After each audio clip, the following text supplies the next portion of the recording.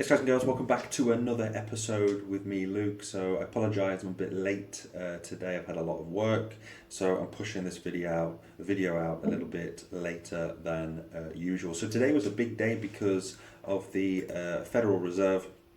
Bitcoin is above the $42,000 level again as the Fed holds interest rates steady.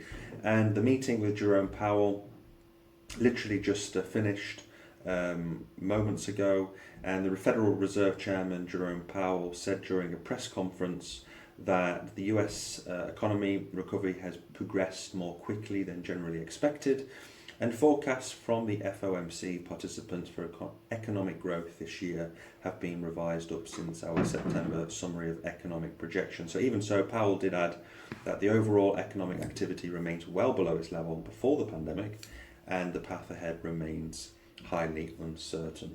Of course, with all the printing that has happened with the Federal Reserve over the past months and few years. So the holding, they put a pause on these interest rates for this year, probably restart that next year or whatever. So what does this mean for Bitcoin?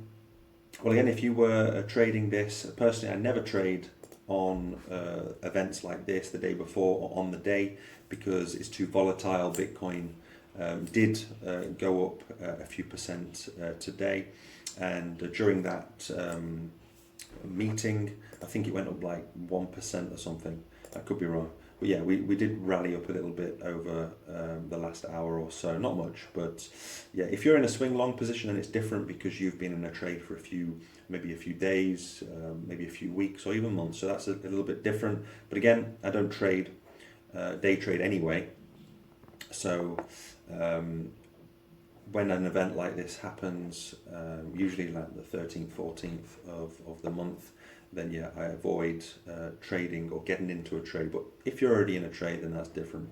So just jumping back over into the daily, just before that meeting, there was a potential bear flag forming, and it's still, I mean, it's not the best bear flag, but we're in that short-term downtrend.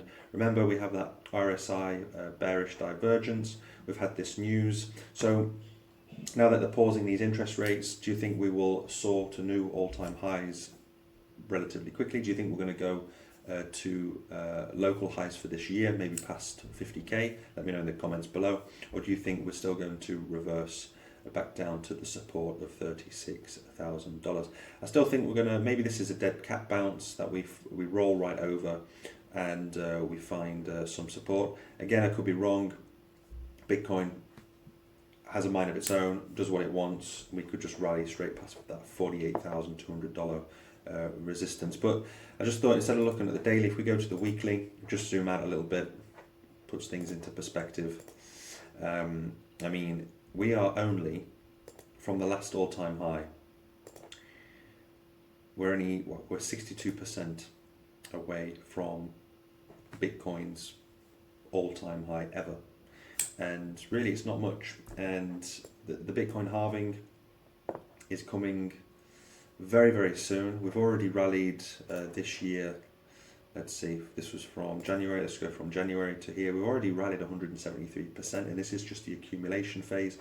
We're 60% away from the all-time high. We're moments away from really a parabolic run. And if you haven't started dollar cost averaging into altcoins, into Bitcoin, then I don't know why you haven't. Again, none of this is financial advice. You do as you wish.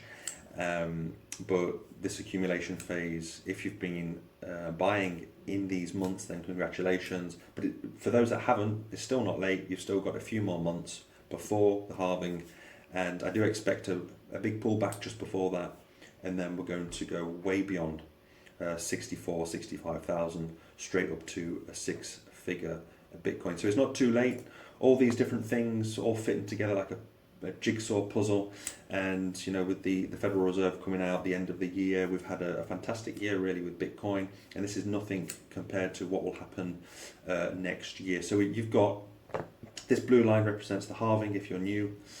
You've got this moment now, the next few months until April, to really over the next what's that, 4-5 months to really get into good positions, dollar cost average, and do your research as well. Get involved with crypto before the parabolic run, because that's when everybody gets in and people start jumping in at the wrong time. So now is the time for it, and for sure next year I will be definitely saying, when you should start thinking about selling. I'm not one of these moon boys. I have a plan, so I'm going to help you do the same, but again, it's only for educational purposes only. I'm not a financial advisor, so you need to do your own research. Don't trust me 100%, like you shouldn't trust anybody on social media 100%, but you have to do your own research. And finally, just jumping over to crypto bubbles, the day has been pretty much in the green, so congratulations to those that are dollar cost averaging into these different crypto currencies.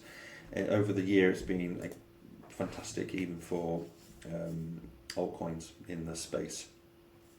So when Bitcoin starts pumping, maybe towards the end of this year, then expect these altcoins to pump a lot harder. And I've mentioned that a few times now over the last few videos. So that's just a quick update with the space, with the Federal Reserve meeting, with the Bitcoin price. Just zoom out, get a larger picture from time to time of the Bitcoin price as you're trading, and just to see where we are in the stream of time with cryptocurrency. But definitely 2024 is going to be an exciting year. So if you're not already involved with crypto, then you should really consider doing it, especially for next year. So thanks guys and girls for watching, and I will see you all tomorrow.